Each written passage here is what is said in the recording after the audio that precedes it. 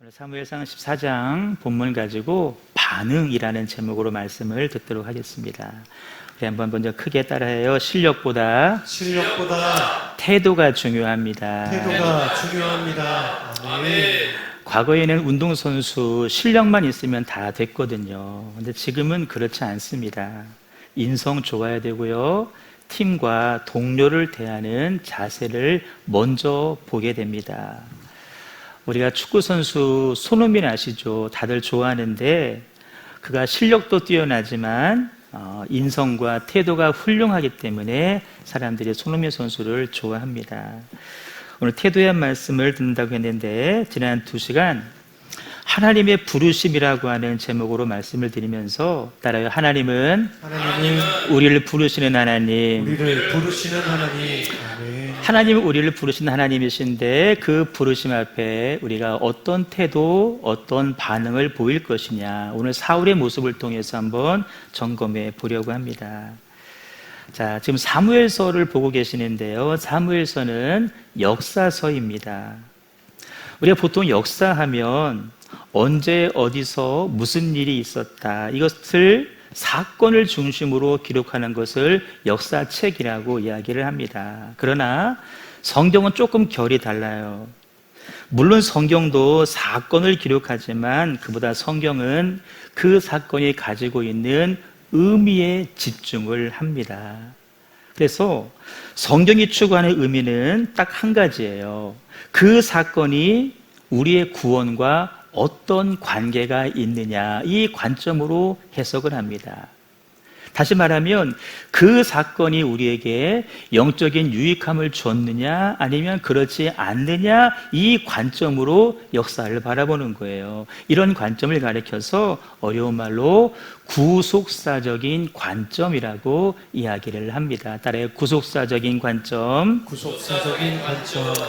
자, 우리가 이런 그 관점으로 말씀을 들어볼 텐데 오늘 본문 바로 앞장 13장에 보시면 어떤 내용이 있냐면 하나님의 부르심 앞에 부르심 받은 사울이 부르신 하나님 앞에 그릇된 반응을 보이는 장면이 13장에 나오고 있어요. 내용은 이렇습니다. 당시 이스라엘은요 전쟁을 나갈 때에 그냥 나가지 않아요. 꼭 제사장이 와서 제사를 드리고 난 다음에 전쟁을 나갑니다. 이것이 왕을 세우면서 하나님과 이스라엘에 맺은 약속이에요. 그럴 때에 제사의 일은 누구의 몫이냐면은 제사장의 몫입니다. 아무나 제사를 집례할 수 없어요. 제사장이 와서 직접 제사를 집례해 줘야 됩니다.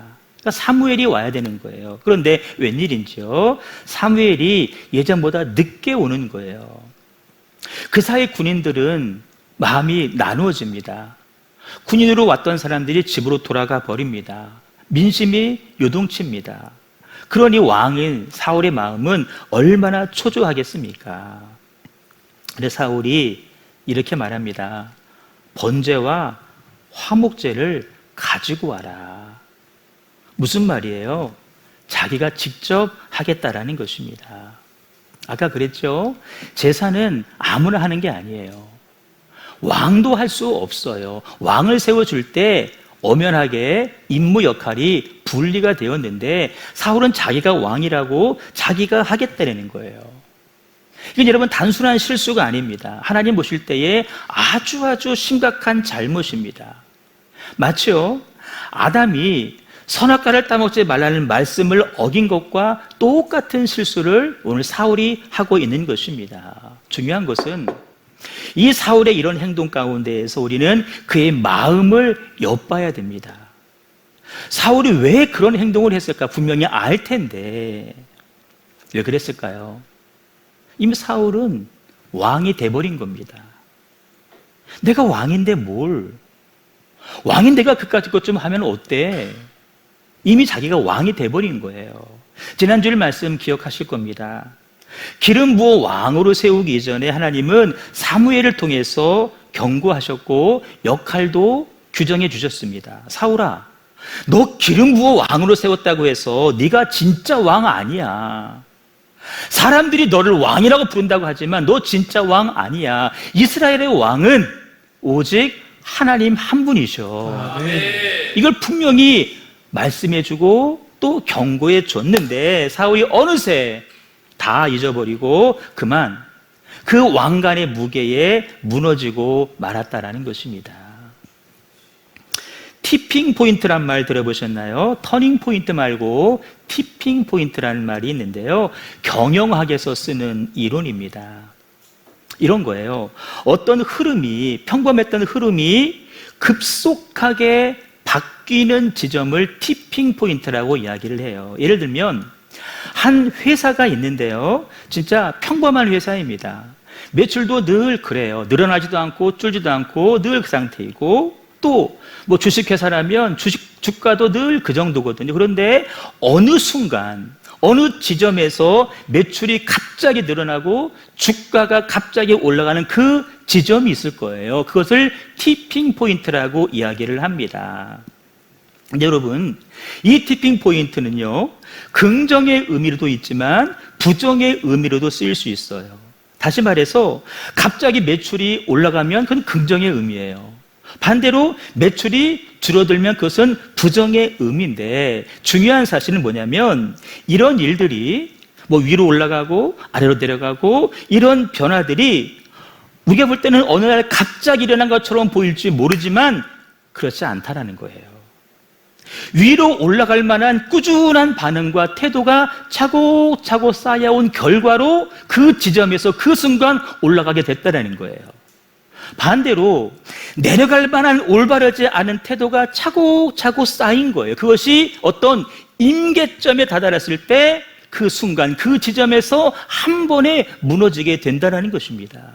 여러분, 이게 경제 이론인데 꼭 경제만 적용되는 것이 아니에요. 우리 개인도 마찬가지, 한 인생도 마찬가지고요, 한 가정도 마찬가지고요, 우리가 속한 교회 공동체도 이 이론이 똑같이 적용될 수가 있다는 거예요. 우리 교회니까 교회를 말씀드리면 교회 안에 가만히 보면 별 대수롭지 않게 그냥 넘겨도 될 만한 일들, 그러나 좋은 거는 아니에요. 분명히 교회 안에 있을 수가 있습니다. 제 눈에는 다 보이거든요.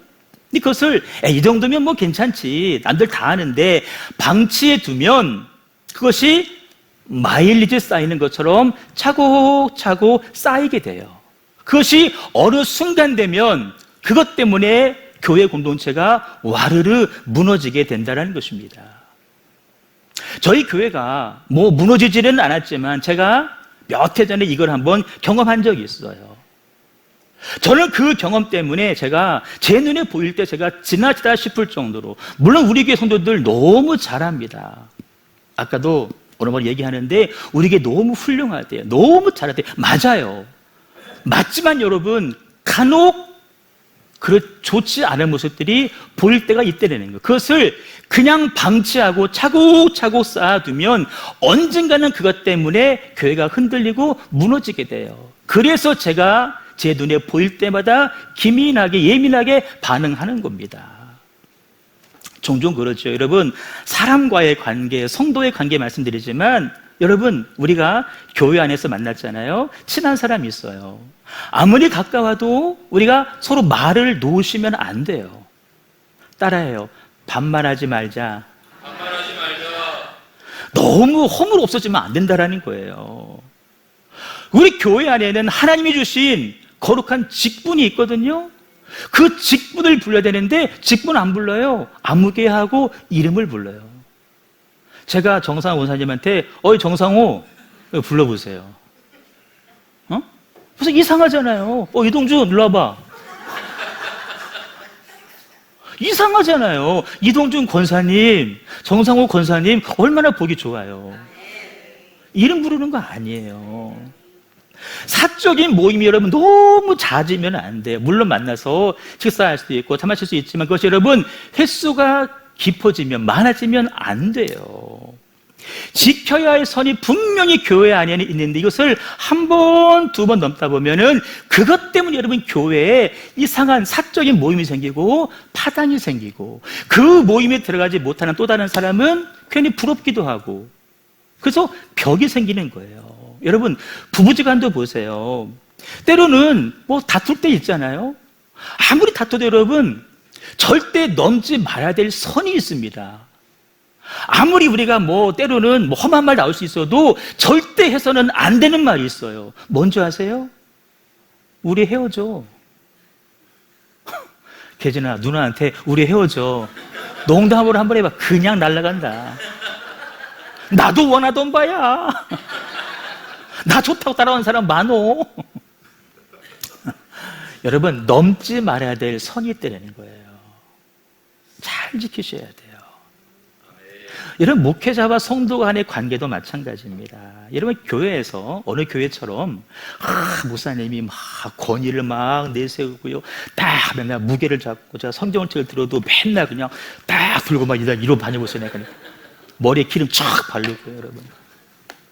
여러분, 그러면 교회가요, 목사님이 거룩해 보일지는 모르지만 교회가 재미가 없어. 교회가요, 냉랭해지는 거예요. 성도와 목회 사이에 거리감이 생기는 거예요.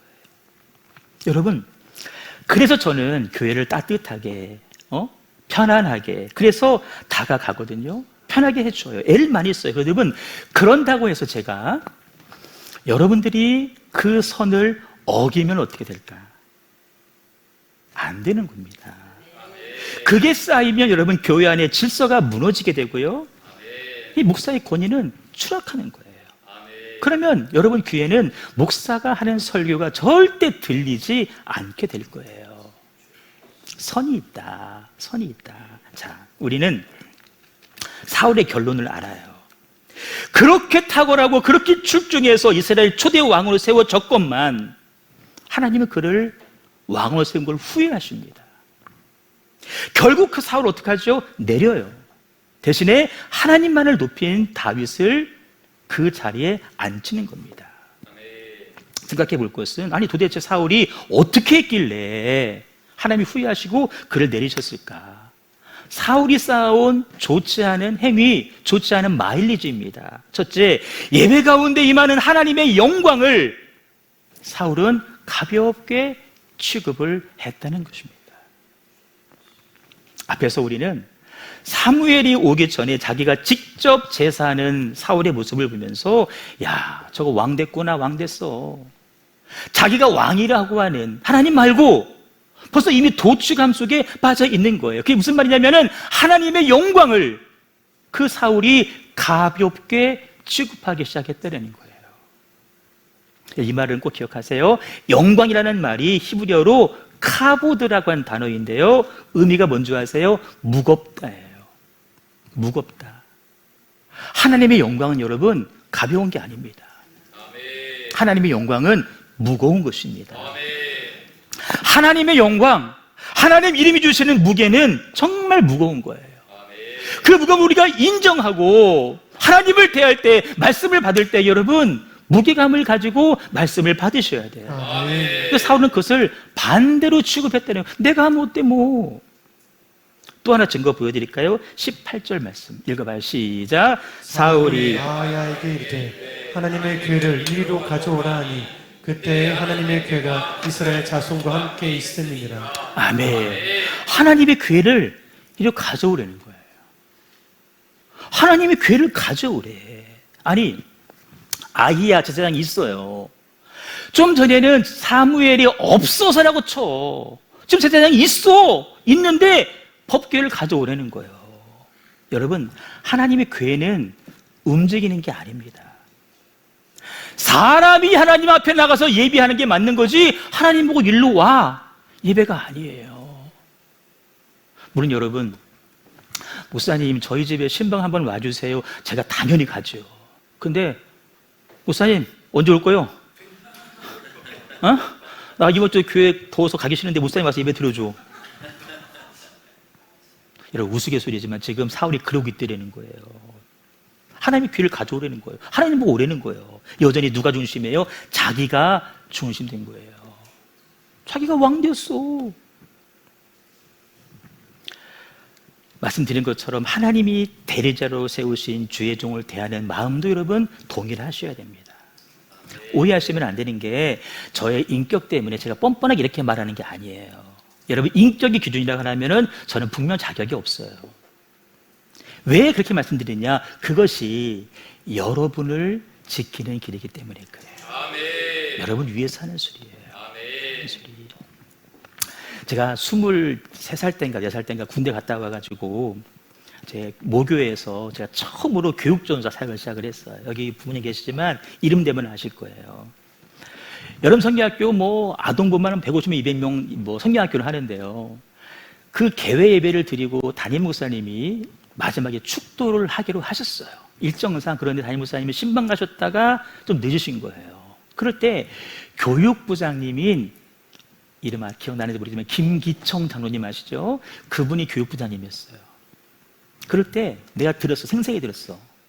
담임 목사님이 안 계시니까 그때 교육 목사였던 아무개 목사한테 그분 표현이 그대로예요. 교육 목사 와서 축도하라 그래! 그분이 소리를 질렀어요. 교회 로비에서 교육 목사 와서 축도하라 그래! 소리 질렀다니까. 여러분, 있을 수 없는 일이에요. 있을 수 없는 일. 그분이 원래부터 그랬을까요? 장로님인데 성도, 집사, 권사 때 얼마나 잘했겠어요. 그런데 여러분, 어떤 자리에 올라가니까 완장이 채워지니까 점점 교만해진 거예요. 성전 안에서 하나님의 영광을 가볍게 취급하는 거예요. 교만한 거죠. 여러분, 절대 하나님과 멀어지시면 안 됩니다. 예배를 가볍게 대하지 말라는 거예요. 하나님의 이름, 하나님의 영광을 절대 가볍게 취급하지 말라는 거예요. 그러면 우리 신앙이 가벼워져요. 신앙이 가벼워지면 그 인생이 가벼워집니다.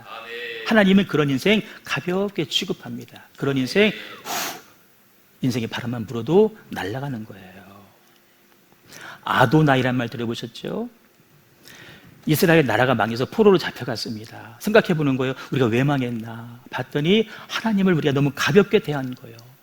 그래서 죄송한 마음에 하나님의 이름 여호와 라웨 로드 부를 수가 없어요. 그래서 하나님의 이름을 히브리어 초성으로 따서 아도나이라고 부른 거예요. 이름조차 우리가 함부로 댈 수가 없다는 거예요. 구약 마지막 시대에는요, 말라기 이후에 선지자가 없었어요. 왜 하나님 말씀을 안 주시지? 초조한 거예요. 성경을 쓰자. 그들이요, 히브리어 말로 구약 모세오경을 씁니다. 히브리어가 여러분 점도 많고 획도 많아요. 그런데요, 점 하나 찍고 그들이 목욕 재개합니다. 가로 선 하나 긋고 목욕을 합니다. 세로 선 하나 긋고 목욕을 합니다. 왜 그런 줄 아세요? 말씀은 하나님이신데, 말씀은 하나님이신데 우리한테 그 하나님을 우리가 그 더러운 몸과 마음으로 쓸 수 있느냐? 점 하나 찍고 목욕하는 거예요. 여러분, 하나님을 삶 가운데 가장 최고로 귀한 분으로, 존귀한 분으로 무게감 있게 대할 수 있기를 축복합니다. 두 번째 단계가 연속해서 나가는 거예요. 사울이요, 점점 자기의 업적을 자랑하기 시작합니다. 여러분, 그 변화를 잘 보세요. 자기 의에 빠지게 돼요. 본문에 배경되는 내용인데요, 사울의 아들 요나단이 있어요. 요나단이 자기의 무기를 든 소년과 함께 블레셋 적진으로 들어가서 적군 20명을 물리쳐요. 놀라운 일이죠. 그런데 웬일인지 그 이후에 블레셋 군인들 가운데에서 자중질환이 벌어져서 서로 막 죽이고 그러는 거예요. 그래서 다 전멸해버렸어요. 그런데 성경은 이 승리에 대해서 뭐라고 기록하냐라면은 여호와께서 그날에 이스라엘을 구원하심으로. 아멘. 하나님의 은혜라는 거예요. 아멘. 이번 승리 하나님의 은혜로 얻은 것이다. 그 누구도 이번 승리에 기여한 사람이 없더라는 게 성경의 선언인데, 사울은 이 소식을 듣고 어떻게 하는 줄 아세요? 본문을 쭉 보시면요, 마치 이 전쟁의 승리의 공로가 자기에게 있는 것처럼 자기가 등장합니다. 이거 내가 한 거야. 내 업적이야. 내 공로야. 여러분, 그 월드컵 끝나고 시상식 할 때 보셨잖아요. 스페인이 우승해서 막 좋아하는데 단상 그때 누가 있었어요? 트럼프 형님. 아니, 우승패 졌으면 내려와야 되는데 안 내려가? 자기가 막 좋아하고 춤추고 있어. 낄끼 빠빠 아시죠? 낄 때 끼고 빠질 때 빠져야 되는데 그 자리에 있는 거, 자기가 한 것처럼, 자기의 공로인 것처럼 사람들이 아무리 야유해도 듣지도 않아. 여러분, 사울이 그랬어요. 결국 하나님의 은혜는 사라지고요, 자신만 드러내게 돼요. 하나님의 은혜를 자기의 공로로 바꿔치기. 여러분, 순서라 그랬어요. 삶에 하나님이 없는 사람은 자기 자신을 드러내는 그 다음 단계로 반드시 이어집니다. 자기를 드러내는 이것을 가리켜 성경은 자기의라고 이야기해요. 여러분, 이것은요, 성경 전체에 흐르는 아주 중요한 주제입니다. 요제는 인간의 의는 하나님과 원수가 된다는 것입니다. 따라요. 인간의 의는 하나님과 원수입니다. 저는요, 한때 하나님의 은혜를 맛보았던 사람이었는데 이 자기 의에 붙잡히면서 추락하는 인생들을 많이 봤습니다. 주변의 목사님들도 그런 분들 많이 있고요. 여러분, 저라고 예외 아닙니다. 그래서 늘 조심스러워요. 말씀이 그랬죠. 선 줄로 생각하거든 넘어질까 조심해라. 지금 섰다고 막 좋아하는데 여러분, 조심하라는 거예요. 언제 넘어질지 모른다는 거예요. 인간의 의가 드러나는 순간 하나님은 보이지 않게 되는데, 여러분, 이 말씀을 사울이 그랬대 아니라 여러분 자신에게 한번 적용해 보세요. 여러분, 안전하십니까?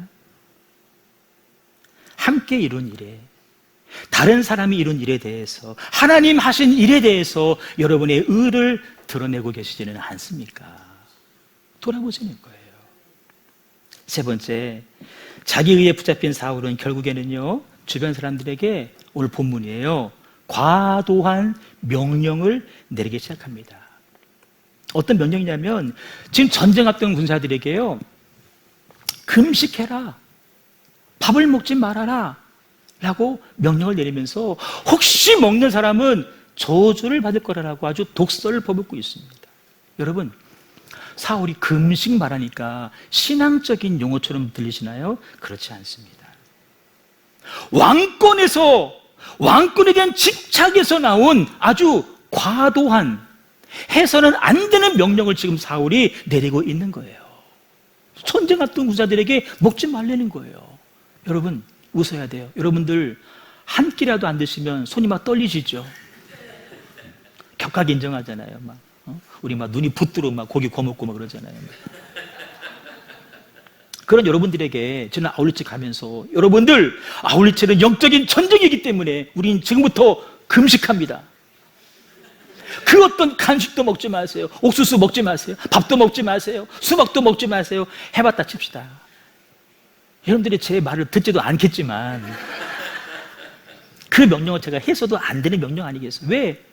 사전에 가기 전에는 금식할 수 있겠지만 여러분, 가서는 먹어야 힘을 낼 수 있는 거 아니에요? 근데 사울이 지금 전쟁 나는 군인들에게 먹으면 죽는다?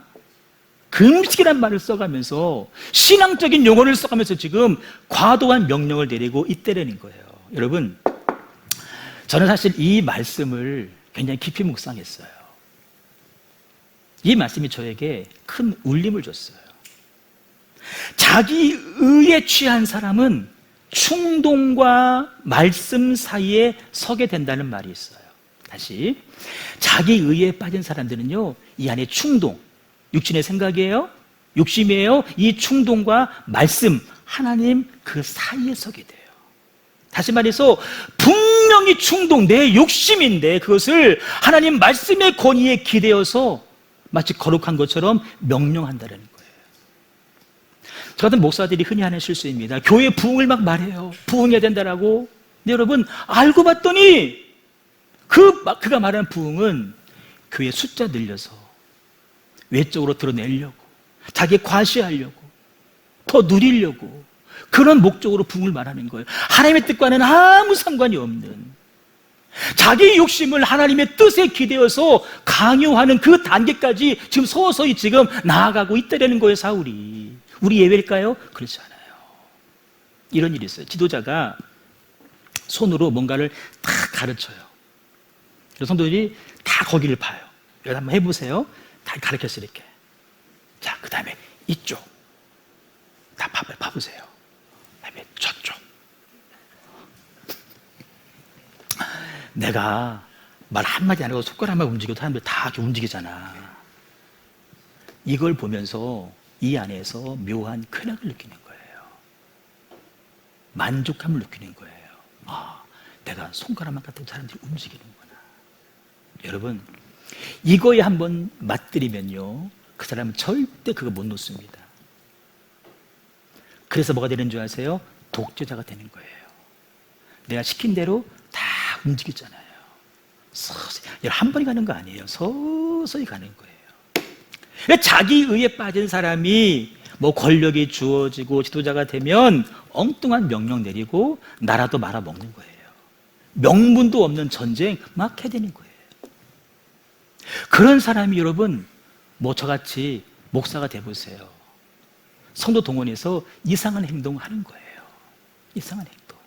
여러분, 성도도 마찬가지입니다. 결은 다르겠지만 분명히 하나님이 없어.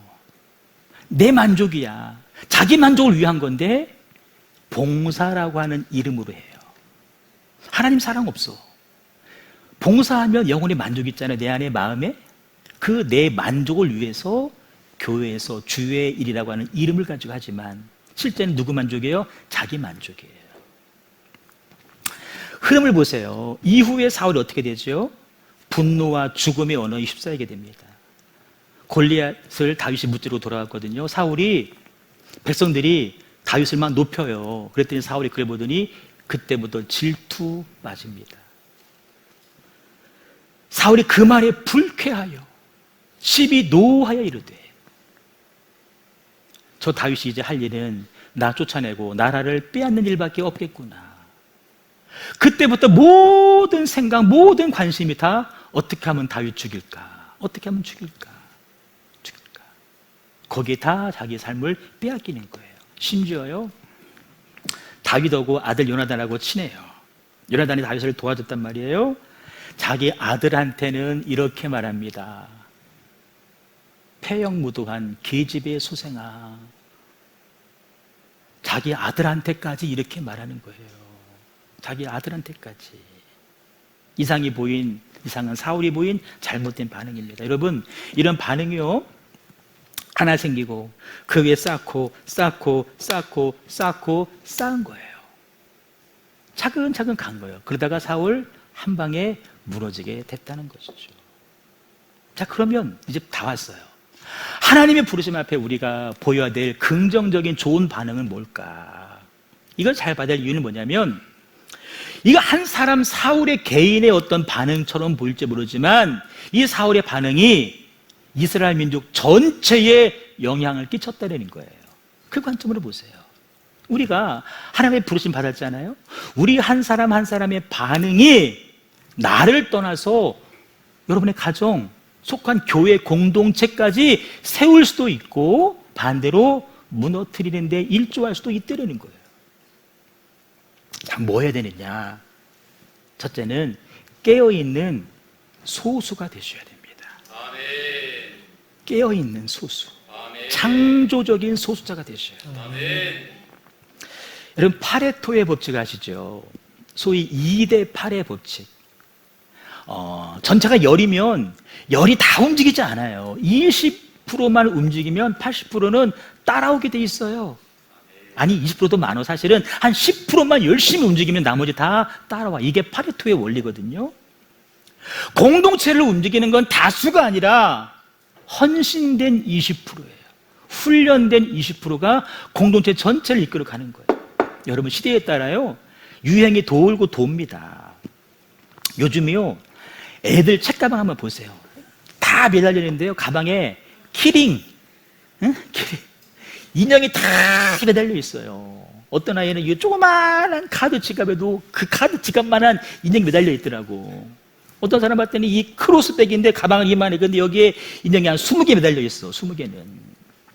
처음엔 저게 뭔가 했더니 다 하고 있는 거예요. 여러분, 누가 그런 유행 만들었을까요?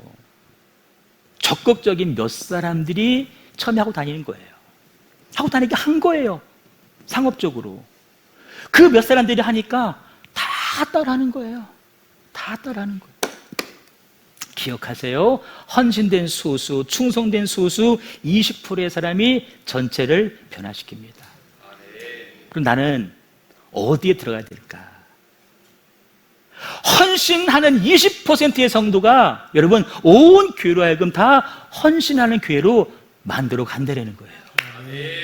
전도하는 20%의 사람이요, 온 교회로 하여금 전도하는 교회로 만들어 간다라는 거예요. 아멘. 민혜사님 전도하고 있죠? 그 어린이집 그 친구 엄마들, 만나서 밥만 먹지 말고 열심히 전도하셔야 돼요. 전도하지. 지사님이 다 따라하지. 야, 이거 미역이다. 우리도 다 따라하는 거예요.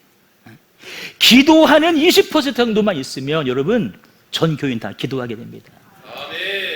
진짜 여러분 20% 모여서 맨날 불평하는 사람이 있어요. 다 불평이는 여러분 그 모임 가운데 감사의 고백하는 사람 20%만 있어봐. 다 감사한다니까요. 감사해. 역사를 이루는 것은 무리가 아니에요. 헌신된 소수의 사람이에요. 예수님 보세요. 예수님 무리 군중을 상대하지 않으셨어요. 그때 뽑아서 딱 12명 상대하셨어요. 오병이어를 먹은 백성들이 붙잡아다 예수님을 왕으로 세우려고 그랬더니 예수님 도망가요. 왜? 난 무리 상대하지 않아. 뻔해 하는 말도 뻔해. 상대하지 않는 거예요. 12명 상대하시고 너희들의 세상을 바꾸려는 거예요. 너희들의 세상을 바꿔라.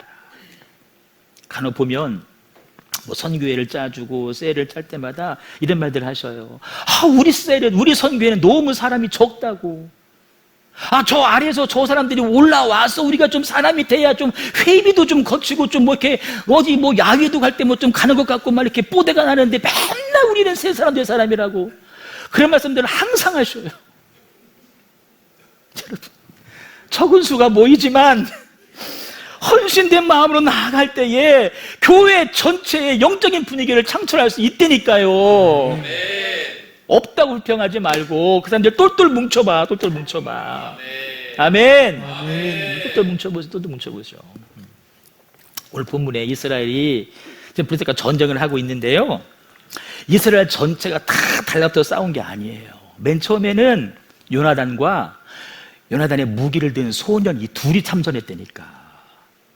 이 두 사람이 일어났고 이 두 사람이 죽인 20명 때문에 다 일어난 거예요. 자, 앞에 말씀 보시면서 6절 말씀 보시면서 저는요 자기의 무기를 든 소년 이 단어가 눈에 갔어요. 자기의 무기를 뭐 했대요? 들었대요. 요나단의 무기를 들어준 소년이에요. 자, 보세요. 하나님의 사람에게 무기는 뭘까요? 말씀의 검이에요. 에베소 6장에서 그리스도의 전신갑도 얘기하면서 뭐 투구도 하고 흉배 다 나오지만 말씀의 검. 나머지는 다 방어하는 수단이지만 말씀만큼은 검, 무찌르는 무기라거든요. 이 소년이 무기를 들었대요. 무기를 들어. 그럼 하나님의 사람에게 무기는 뭘까요? 말씀이에요. 그리고 이 구절이 하나님의 말씀이라는 무기를 든 소년, 전 이렇게 해석이 되는 거예요. 무슨 말이냐? 우리가 다 소년처럼 연약하지만 우리가 하나님 말씀의 무기를 들기만 한다면 우리는 어떤 전쟁도 이기게 될 줄로 믿습니다. 말씀만 있으면 이긴다는 거예요. 딸의 말씀이 있으면 이깁니다. 말씀이 없어서 지는 거예요. 말씀이 없어서 지는 거. 이어지는 말씀 보시면요, 이 작은 소년의 마음과 태도가요 장난이 아니요. 보세요. 말하기를요, 당신의 마음에 있는 대로 다 행하여서 앞서가세요. 내가 당신과 마음을 같이하여 따르겠습니다. 얼마나 멋져요. 얼마나 멋져. 이런 사람 옆에 있으면 얼마나 좋을까. 계진아, 네가 나에게 이런 사람이 되어줘라. 목사님 가든 말든 혼자 가세요. 나는 데이트하러 갑니다. 안 그래? 안 돼? 너도 인도 가서 순교하고 그냥 힌두교는 가짜라고 그냥 예수가 왕이라고 그냥 한번 멋지게 한번 하고 자결하면 아빠가 아들의 피가 있는 곳에 아버지의 피가 있어야지 나도 간다 마냥 다 순교하는 거지. 뭐 그럼 우리 교회는 순교자를 배출한 교회가 되는 거예요. 멋진 교회 되는 거지. 응? 당신의 마음에 있는 대로 다 행하여 앞서 가소서. 우리 교인들이 그렇게 다 해주고 계시거든요. 더 그렇게 잘 해주실 줄로 믿습니다. 당신과 마음을 같이 해서 내가 따르겠습니다. 여러분 이런 말 들을 때 얼마나 힘이 될까요? 기가 꺾이는 얘기가 아니라 힘이 되는 얘기일 때 얼마나 힘이 될까요? 마지막입니다. 개인과 공동체가 하나님의 보일 올바른 반응은 어려운 말 같지만 고착성이에요. 고착성 뭐냐면 행잇, 스틱잇 붙어 있으라는 거예요. 어떤 대상에 척하니 붙으면 떨어지지 않는 거예요. 이게 필요하다. 그래 여러분 우리가 척 붙을 게 뭐예요? 하나님 말씀이에요. 하나님한테 붙어 있으셔야 돼요. 처음으로 가보세요. 사울이 왜 그랬어요? 하나님 말씀을 가볍게 취급했어요. 말씀에 붙어 있지 않았어요. 그랬더니 말씀 자기 방식대로 막 해석하는 거예요. 편집하는 거예요. 여러분 하나님 말씀은 절대 변하지 않습니다. 변화시키려고 하는 그 시도 자체가 여러분 벌써 잘못된 겁니다. 사울이 말씀을 변형시킨 이유는 뭘까요? 말씀을 계속하여 듣지 않았기 때문에 그렇습니다. 여러분 올바른 반응을 하려면 결론이에요. 말씀을 계속 들으셔야 됩니다. 내가 하나님 부르시면 올바른 반응을 하려면 말씀을 계속 들어야 돼. 들어야 돼요. 나온 김에 요즘에 유튜브 조회수가 안 올라가. 계속 들어야 돼요. 내가 얘기했나요? 우리 홍정길 집사님이 꽃꽂이를 하는데 내가 문을 탁 열었는데 앞에서 막 꽃꽂이를 하고 계시는데 우리 꽃꽂이가 점점 우리 홍 집사님 체급처럼 커지고 있어요. 옛날 장로님 할 때는 조그만 했는데 막 점점 커져. 상관없어요. 중요하지 않아. 그런데 내가 문을 탁 열었는데 홍 집사님이 어떤 유튜브로 어느 분의 설교를 듣는 거야. 나는 순간 내가 민망하잖아. 근데 얼른 딱 닫았어 문을. 근데 가만히 생각해 보니까 어디서 많이 들어본 목소리야. 우리 예배 설교를 듣고 있는 거야. 내가 또 문을 열었지. 집사님 꽃꽂이 하고 계시네요.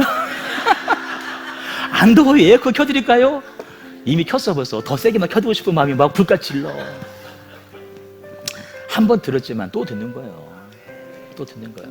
이렇게 계속 듣는 거예요. 듣지만 말고 좋아요 한번 눌러주고. 목사님 카톡에 목사님 설교 오늘 정말 은혜롭습니다. 주일날 때 못 들었던 말씀을 또 확인하겠습니다. 얼마나 좋을까. 그런 사람이 한 사람도 없지. 별 얘기 다 하네. 여러분 분명한 거는요 계속 듣는 거예요. 올바른 반응하려면 계속 들어야 돼요. 그래서 필요한 게 뭔지 아세요? 우리가 하는 거예요. 큐티 말씀 묵상이에요. 여러분 교회 공동체에는요 모든 말씀이 다 중요하지만 하나의 메시지, 원 메시지가 중요합니다. 온 교우들이 한 메시지를 받고 한 메시지를 묵상하고 한 메시지를 삶에 적용할 때 교회 안에는요 엄청난 영적인 힘이 붙게 되는 거예요. 한 메시지, 같은 메시지. 따라요. 나는 말씀 묵상하는 성도입니다. 우리 가족은 말씀 묵상하는 가정입니다. 우리 교회는 말씀 묵상하는 교회입니다. 여기 태초에 말씀이 계셨대요. 이 말씀이 하나님과 함께 하셨대요.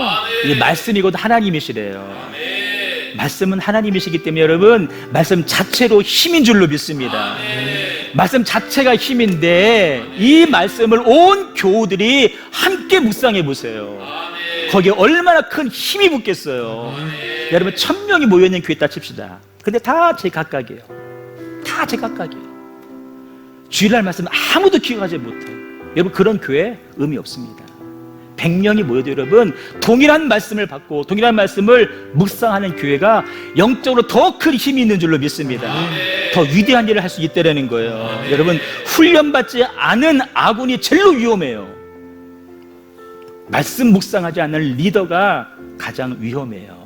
왜 그런 줄 아세요? 그가 리더로 있을 때 그가 속한 소그룹마다 그 사람의 영향을 받기 때문에 그래요. 한 마음을 품어라. 동일한 마음. 영어로 표현하면요, on the same page. same 같은 페이지. 여러분 같은 페이지를 봐야 돼. 나는 1009페이지인데 나는 1250페이지 아니라는 거예요. 같은 마음을 on the same page 같은 데를 봐야 돼요. 같이 한 마음 되셔야 돼요.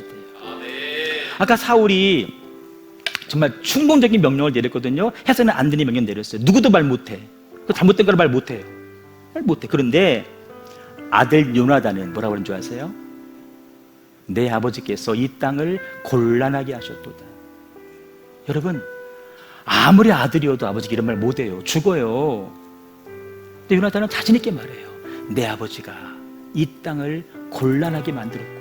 왜 그런 줄 아세요? 요나단은 말씀을 묵상하는 사람이기 때문에, 말씀을 가까이 하는 사람이기 때문에. 말씀을 가까이 해야 말씀이 해석되어지고, 말씀이 해석될 때 우리의 삶이 평안한 줄로 믿습니다. 그게 안 되면 삶은 계속 꼬이는 거예요. 말씀을 정리합니다. 하나님과의 관계가 중요합니다. 하나님을 멸시하고 자기가 하나님의 자리에 올라갔던 사울은 무너지게 되었습니다. 꼭 기억하세요. 따라요. 반응이 나입니다. 말씀에 대한 반응이 오늘 나를 규정해 주는 거예요.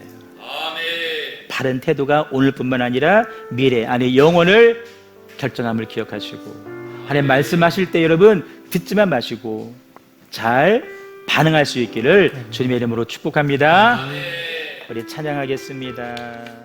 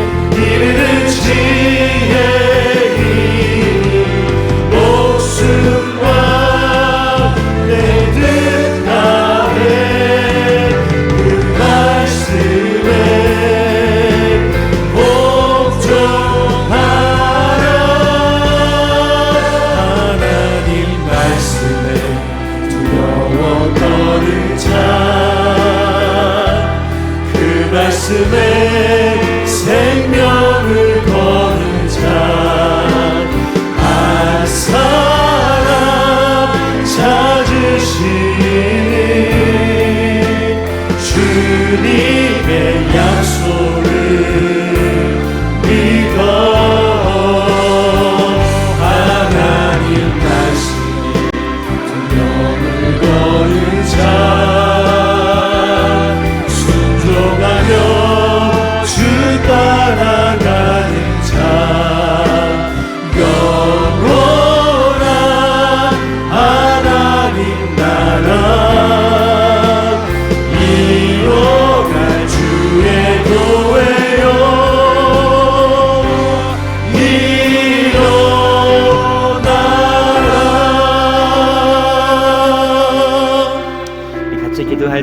하나님 말씀에 대한 태도 반응이 나와 또 우리 공동체의 미래를 결정합니다. 주의 말씀이 증거될 때에 생명과 믿음과 아멘으로 받고 믿음으로 반응하며 순종하며 충성으로 나갈 수 있는 우리 형제가족 다 되게 하여 주시옵소서. 말씀 붙잡고 합심하여 통성으로 기도합니다. 주여